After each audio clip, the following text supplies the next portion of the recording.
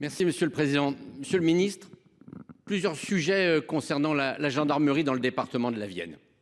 D'abord, je voudrais saluer le travail du colonel Assoul, patron de la gendarmerie, et les 550 gendarmes sous sa responsabilité. Mais la Vienne est sur le chemin entre la région parisienne et l'Espagne, avec donc tous les sujets de préoccupation que vous imaginez bien. Nous sommes aussi le département qui accueille la prison, le centre pénitentiaire de Poitiers-Vivonne. À l'origine, 600 places, monsieur le ministre. Aujourd'hui, vendredi dernier, très exactement, 976 détenus.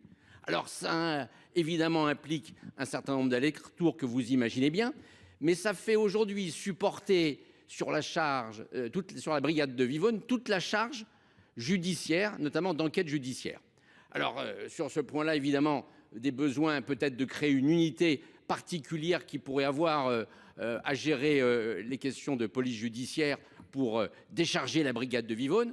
Et puis, puisque nous parlons des gendarmeries dans la Vienne, il y a aussi le sujet, évidemment, des brigades qui vont être en restauration. Je pense à Loudun, à Civray, qui vont donc nécessiter des moyens, s'assurer du maintien des ressources humaines sur le territoire, des moyens nouveaux. Et ça me fait évidemment évoquer devant vous la question des brigades nouvelles.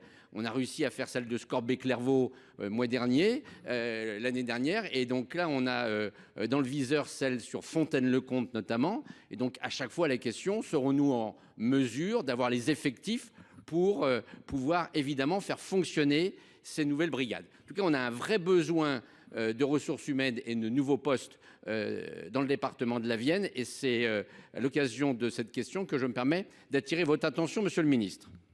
C'est vrai que la question des transfèrements est un vrai sujet.